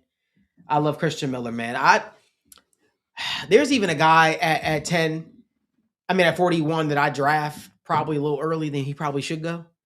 Y'all know who it is. Bud Clark. Because I think Bud Clark is going to play himself into a second round pick, second or third round pick. I really believe he will. Just to hear what people are talking about him, man. But we'll see. I think for me, I love Christian Miller as well. It's I'm unfortunately in a little bit of a reassessing statement because I have always and forever been a Peter Woods guy at 10, and I will die on that hill forever. But I'm starting to come off of it a little bit. Good.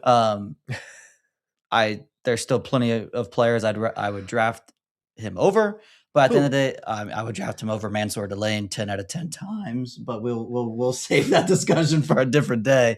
So that I love Christian Miller in round 2. That's the thing. It's like if I could have Christian Miller in round 2, I would love that every day of the week. But an edge player I like a lot is Zion Young. I like Zion Young a lot. He's a really good. Yeah. He's a really Bengals-esque kind of edge player too. Bigger guy, plays the run really well. Has seen his pressure rates, his sack totals increase every year. In Missouri, dominated the SEC. Just a really violent player that the Bengals could use on the D line. So I'm kind of like reassessing my whole thought process in terms of the Bengals right now because. A lot of it obviously depends on what we do at 10. I think there's some fun safeties that could go at 41 potentially. I don't want them to draft a linebacker. I know some people are on the Jacob Rodriguez kind of thing. I just think I don't want to draft another linebacker in round 2. Not that he's not good or anything. But I like Zion Young. I like Christian Miller. That's kind of where I'm at right now. I could see them obviously needing to target the secondary a little bit. If we don't go safety or corner round 1, D'Angelo Pons round 2 would be pretty fun as well. I know I just listed a bunch of people, but I'm currently don't really know what I want to do is my long way of saying that. Yeah, it really depends on what they do. I think for me, I like if they don't go D-line round 1, I like going secondary. I like Bud Clark or D'Angelo Pons.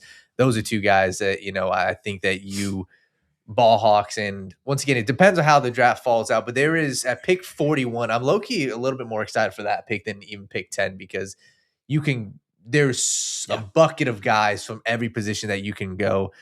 So definitely excited to talk draft. Fuzzy Ball is another super chat. We appreciate you, mate. He said Antonio Williams, Clemson wide receiver, round 3. If he falls, he would elevate the offense from the 3rd wide receiver spot. Elite route runner, great yak, and high points. I'm guessing Fuzzy Balls is probably a Clemson fan, if I had to guess. But I like good players. I like Williams, and even to that point, wide receiver is always a fun one. I personally would never shy away from drafting I would start considering one in round 3 if the perfect ones were there. I'm sure if they would, but in general, I would have no problem with that. After Jermaine Burton whole thing didn't work out, I don't have the authority to speak on wide receivers for a little bit. So I am going to shut up and I'm going to stick to the cornerbacks. I'm going to stick to the defensive line, linebackers, and every other position. I will say this, though. If the Bengals were considered drafting one of these quarterbacks later in the draft, I would love to see the Bengals take a shot on Drew Allar if he's there in the later rounds. There's another guy that I'll get to. But, Daniel, let's get to some more. We had a couple more super chats, I think. Oh, a couple more super chats. Yes, our guy Nick. He said, "Appreciate you, man. Any plans for an in-person live show for the draft?" You never know. You just never know where we might be. You never know where we might end up. You never know what could be on the horizon. Let's just say we are keeping options open. Wouldn't you say, boys? Yeah. Mm-hmm. Keeping options open. But we'll see. We'll see. So we had a couple questions from our, guys in the community. B. Henry 8985 said Zion Young at 41 is my take. Is my guy. Take him if he is there. You touch on Zion Young real quick.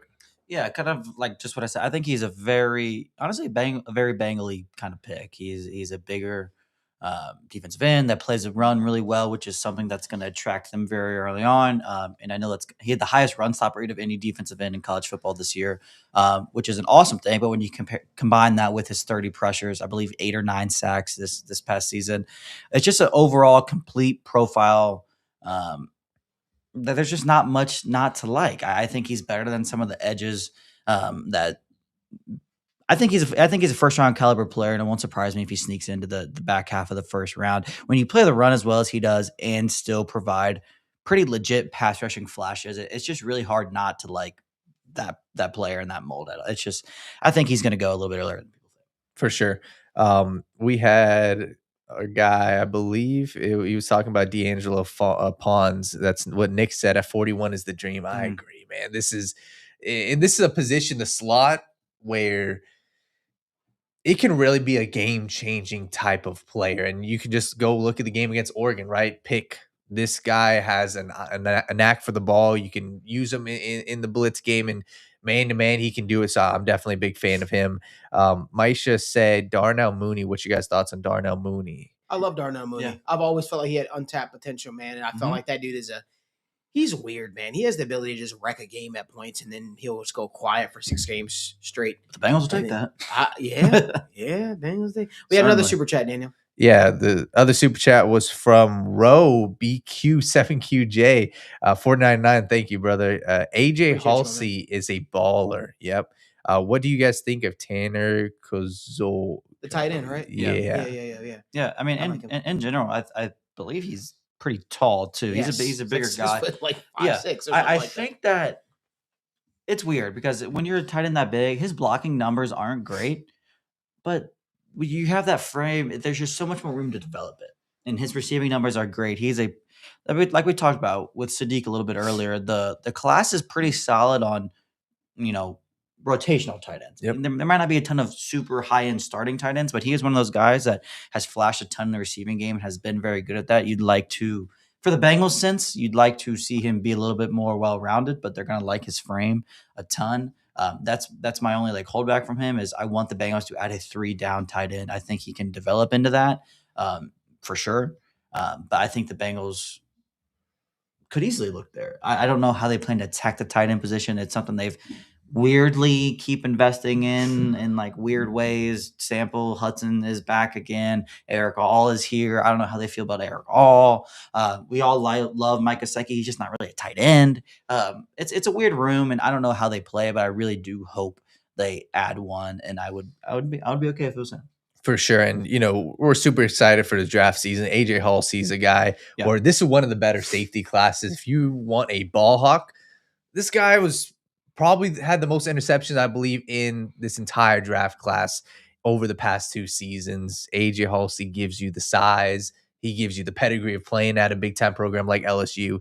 I'm a big fan of him, and I think round 2, round 3 really is a sweet spot if the Bengals potentially do not get Caleb Downs in round 1. Jose Mainmenti, he said, thoughts on Traden Stukes? You were just talking about him, cornerback from Arizona, round 3. What you guys' thoughts? Yeah, I mean, I love him a lot. I like these Arizona DBs in general. Stukes is a very, very versatile player. I believe over 500 career snaps at corner, at slot corner, at safety. He's done it all. I mean, he's got a lot of turnovers. He tested really well at the combine. He's a little bit older. That's his downfall. A lot of how I want to say he's gotten overhyped to a degree because that's not true. He's just gotten the hype earlier. He's a very similar style of player to Bud Clark to a degree. He has a knack for taking the ball away. He can play all over. They're very similar players, and I think they both deserve a ton of hype. I think Clark has gotten the hype a little bit more. But again, I think they're both very good players. I would be a big fan of Stukes in round 3. He provides you some safety flexibility as well. He's just a really good football player. He's just a little bit older. That's your only knock on him. But I do think the Bengals will be a sucker for a former walk-on turn team captain. As you know, it's hard not to be at that point. But a versatile player that does a lot of things that is a team captain will just simply attract a number of organizations. For sure. And with Stukes, I mean, when you turn on the tape, it's almost like you're expecting to see, at least I was expecting to see like a boundary corner because of his size. But no, this dude can play slot. This dude, that is what he does. Notre Dame has said, how do you guys feel about Malachi Lawrence, who was a massive riser, throughout the past couple of weeks? He said he would take him at 41. How do you feel about the edge rusher? Oh, I like Malachi Lawrence. I don't know if I would. I wouldn't have a problem with the Bengals taking him at 41. I think they will probably just be players I like a little bit more. That's my only holdup there. There's a chance that's not the case, and I would be super happy with him at 41. But I think if the Bengals are going to go, if the Bengals go edge in round 2, I think it's more because somebody fell to round 2 that they like more so than them slightly reaching on a person that they like. That's kind of how I see them targeting edge in round 2 if it is. But I don't know if that doesn't feel like I don't know. I like Malachi Lawrence. I don't think the Bengals will be on him at 41. For sure. So Ronald Schilling said they need an additional blocking tight end. I think that you can just never have enough tight ends, and that's what the Bengals have typically used. And at the end of the day, you got guys like Tanner Hudson on the roster, Eric All. We don't know what the situation is with him. You can always use more talent, especially later in the draft. We had a question from somebody was asking. Nichelle Jones said day 3 quarterback options. Malik brought up a couple. I think that there's going to be guys available. I think, in my opinion, the only guys that are going to go early, obviously Mendoza, probably Simpson, and around 1, round 2. Outside of that, I mean, Carson Beck, sure. But day 3, I think you're gonna have your pick of pretty much the litter of these guys. And one guy I'd be curious to see. He is not a flashy guy, but if you want the Brock Purdy mold, we talked about a little bit. Luke Altmaier from Illinois just does what is asked. You're talking about the ultimate game manager, a guy who's probably not going to push the ball deep down the field consistently. That's Luke. This is a teammate's favorite. Luke Altmaier is a guy round 6. I mean, if you're taking a shot at a guy, I definitely don't hate, but we would definitely have more I'll conversation. tell you about this guy, and you guys have heard me talk about him before. Joe Fagano, UConn. I like him. But again, he's a guy you probably get in the 7th round, 6th round. I draft him personally. I just feel like if you let him get to the unrestricted free agent, I listen. I feel like he can offer you more than what Jake Browning offered you. I think I already forgot his name. Yeah, I did. I did for a second. One of them. Shout out to Somebody said, host a local draft party. Go live. I'm in. I'll help. You know what, Esther? You never know. You just never know where we might be. You never know what could happen. One thing I will say is get your popcorn because it's going to be an interesting draft season for us, and I'm pumped up for it. I'm excited. TW, we've been kind of quiet. The sit down crew's been kind of quiet when it comes to doing shows and doing all the stuff and like popping out. But maybe it's time for that to change. Maybe it's time to ramp up and do some crazy stuff. You just never know. We have another super chat. It says, are you guys dead set at picking 10, or would you trade back to picks? Trade back. Picks 32 to 90 can change a franchise. Halsey, Eli Stowers, Jacoby Lane has to be all in. Fans seem to put together better roster. Ro, appreciate you again for another super chat, brother. Thank you so much. Seriously. I'm just not trading pick 10, man. Unless I'm getting a premier talent that's already in the league. Extremely worth it. It has to be. You'd have to be calling with something amazing. I think the only thing they would consider, and I don't blame them, is if you're going to give them your first next year, which is semi-reasonable, especially in the world today. I think if that's the thing. I don't think the Bengals will be wanting to move back to add more seconds, more thirds. I think if they're moving back, they're going to be like, okay, give me your first next year. Right. If they do, sure, yeah, I won't complain about that. But I don't see them wanting to move back to acquire more seconds, even if that's what they should do. I think if they're moving back, they're going to target as your first. I think that's what it would take for them. Yeah, and I think on that point, the master class that the Rams put on last year, in my opinion, is that should be your hope, right? Yeah. You go and if there's not a guy you like how they did, and they traded out of the first round, they got the Falcons' first round pick, and what did they do with their own pick? They went out and they got a star at the position, Trent McDuffie. And that was for pick number 29 or whatever. So that's the only way. I agree with you. It would have to be number one, those guys aren't there. Number two, you're getting a first round pick at least. Somebody, Jacqueline Hyde, my man, he says, will the new free agents be on the sit down? Would love to hear more from them in a less formal setting. Orlando even our text me. He's like, man, I got to jump back on the show here soon. Yeah, I think we'll do that again. I think we'll sit down with some of these younger guys and welcome them to the city in a less than formal thing. And, these guys seem to really, really like it. So yeah, I'm down to do that again. I think that's something we'll definitely do for sure. And we'll probably have to have we might run it back with some other guys as well.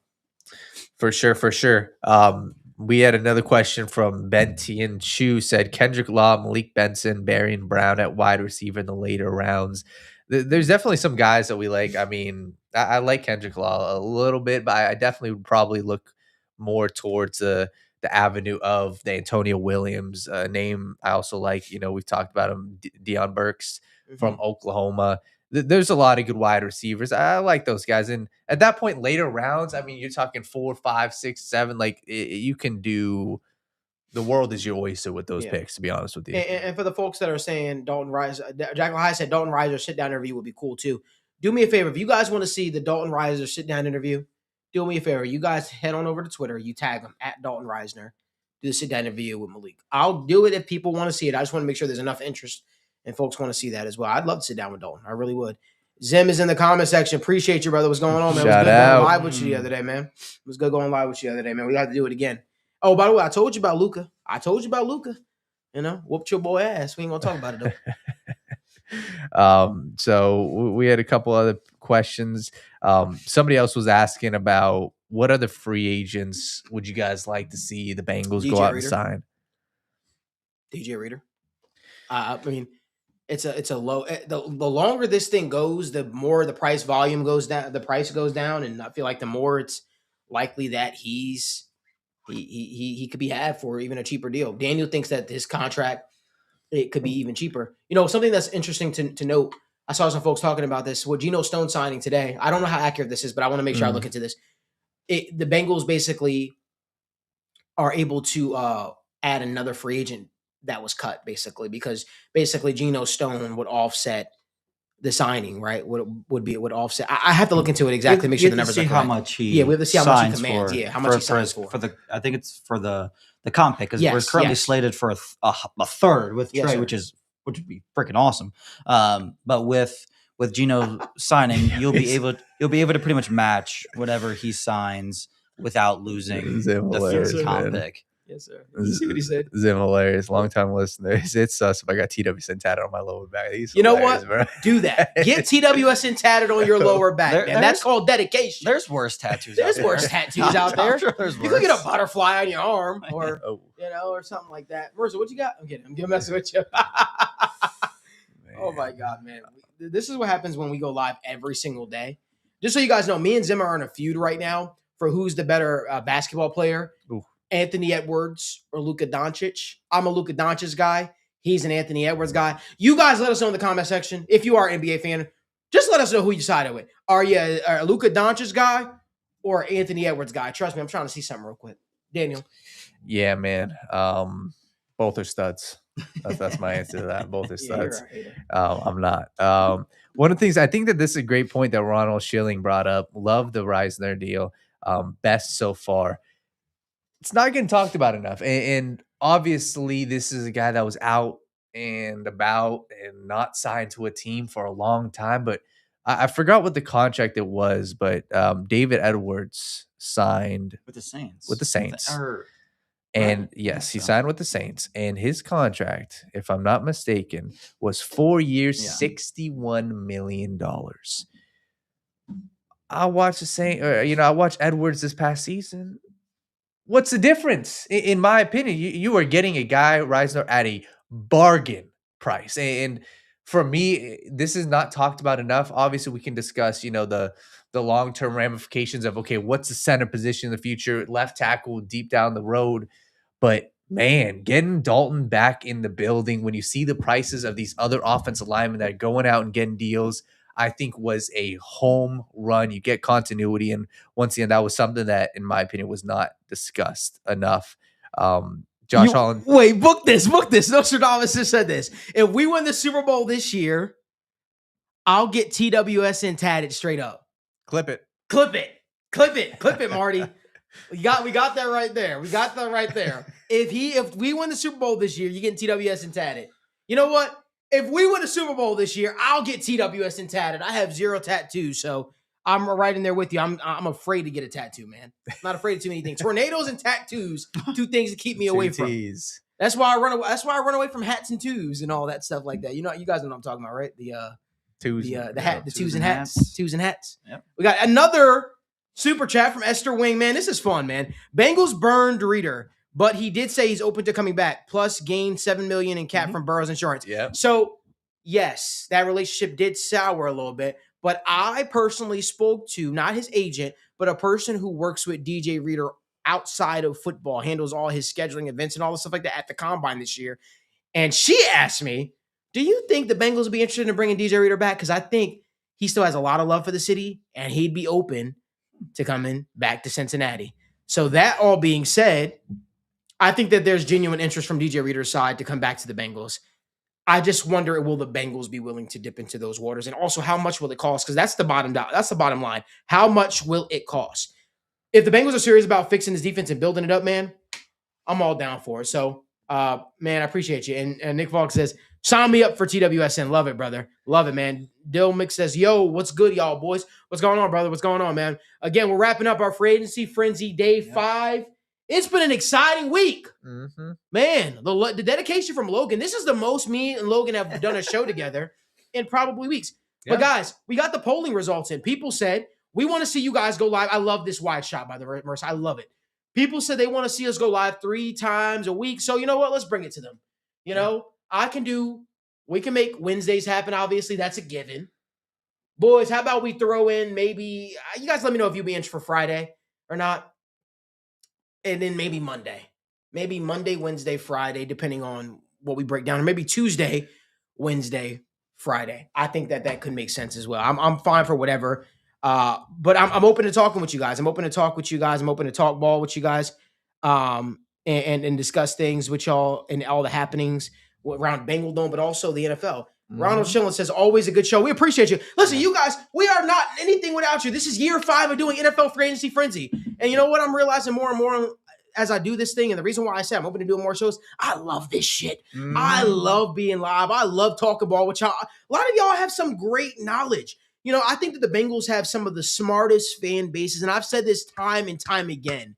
I think the Bengals have one of the smartest fan bases. You guys understand football. You understand the nuances of the game, and some people just don't, but you guys do. I love that, and I value that so much. Somebody says, I'm ready for a war room. Oh, I'm ready. I'm Man, showing I'm up in a pumped suit and tie I'm for pumped that, up. man. I'm pumped. You know what? This year I might dress up. I might dress up in a flannel.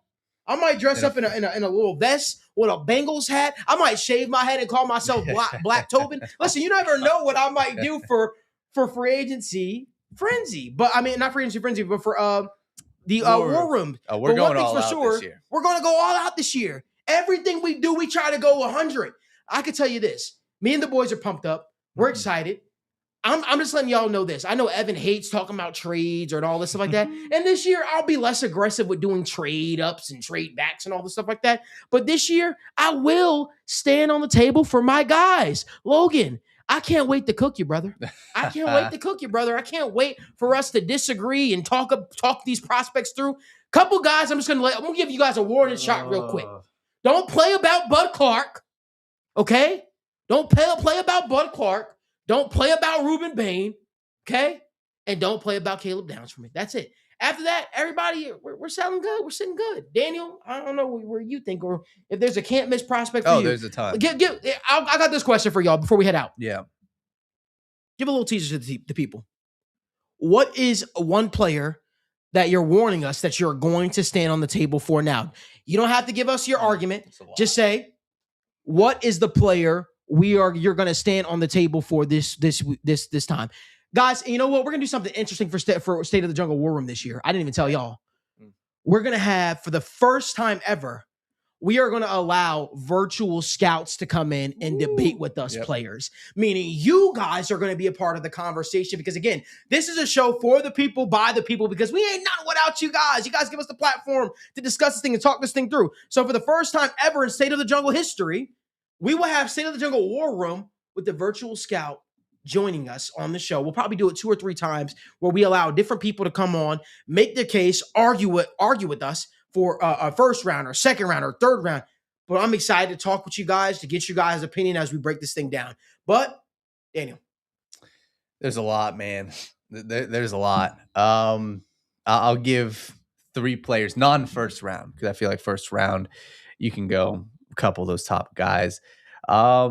I would say number 1, if I'm going secondary, I like D'Angelo Pons a lot. I like him a lot. He would be a round 2 guy. I am going to be banging the table. It is a niche pick. It is something that, it's a niche pick. I'll leave it at that. Number 2, I'd probably say Zane Durant. Pass rusher. I think that's probably the one of the guys that I would go after and I'm going to be banging the table for. And then the Navy running back. You guys are going to hear me talk about him a lot. The Navy running back. Eli Heidenreich is... That's a name. He's one of them. If you look at the mock drafts, he's weighed 200, 250. He is a 3rd round prospect for me. He is going to be a stud in the NFL. For my couple guys, I alluded to it a little bit earlier. I will probably complain and yell and argue with everybody about Peter Woods every single time we have a War Room show, and I am excited to do that. And I'm very excited for Peter Woods, and I will defend him until I die. So far, some other more mid round guys. Pat Coogan will be a guy that I will vouch for a ton from Indiana. And then honestly, Gabe Backus and Zion Young, two guys that I like a lot at that edge position at F41 for the Bengals. But a lot of it's going to depend too. I'm high on a number of these DTs as well. But just in general, I think Woods, Zion Young, Backus, and Coogan are going to be guys you hear a lot from me. Love it. Love it. All right. Well, listen. We got one question. Logan, I'll let you answer this real quick before we head out of here. Nostradamus says, how y'all feel about Scott from Miami? Ooh. In general, good player, similar to hopefully we never have to discuss him. Similar to Akeem Messidor for me. Yeah. I'm out on 25-year-olds. I'm just in that early. If he becomes a value in the third and everything, I'm all for it. But where he's currently projected, it's a little high for me. Great player, just like Messidor. They're good players. They have good tape, but they're so old. There's just not much especially for a team that doesn't like to sign 30-year-olds. Having a guy that's gonna be 30 after his rookie deal is just doesn't seem like smart business to me. Yeah. Also, I got a little rumor to break to you guys really quickly. It's not Bengals related, but if you head on over to the TWSN.net website, there's a mock draft simulator up there right now.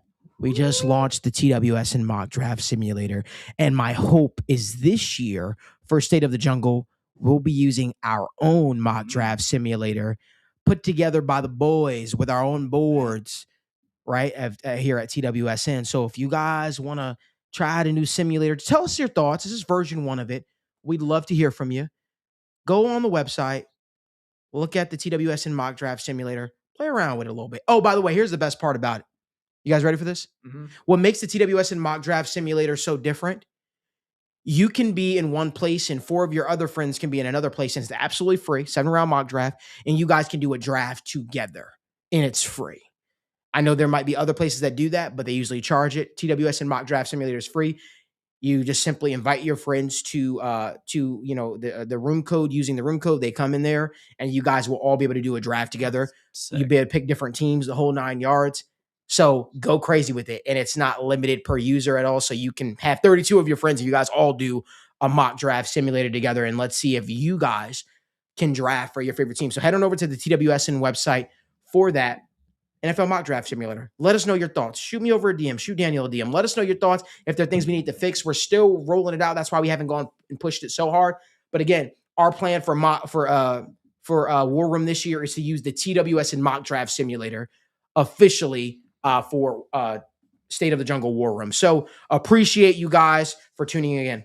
Again, just want to let you guys know again, before we wrap up, quick reminder, check out the Sitdown membership. Members get exclusive live streams, bonus breakdown content, UFC betting picks, and extra NFL analysis, especially when it comes to the Bengals. If you want deeper content, support the channel, consider joining today. Closing. That's it for that's it for not even State of the Jungle, for the Sitdown. Free Agency Frenzy, day 5. 5 days in the book. I've been live 7 times this week. Went live with Zim, and simply simply go to TWSN.net. It'll show up right there. It's literally right there as soon as you log into the website. But again, it is our big board. We're still fine-tuning some things. We're still updating some things and fine-tuning some things. We more so want you guys just to beta test it with us as we continue to roll it out, because we're really gonna start pushing it for War Room. But again, appreciate you guys for tuning in. If you guys could do us a favor, make sure you give this video a like, subscribe to the channel, and turn on notifications, because we'll continue covering NFL Free Agency Frenzy, the upcoming NFL Draft.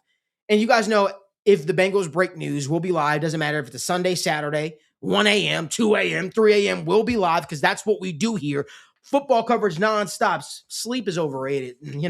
We'll make sure we'll get into it. We appreciate you guys for sticking with us all 5 days. We hope that you guys join us next week when we are live. We appreciate you so much. Remember, there's only one way you should be coming home from work, watching sports, talking sports, watching us debate, and that is the right way. We'll see you guys next time on the Sit Down, which will be next week. Appreciate you. This is TWSN.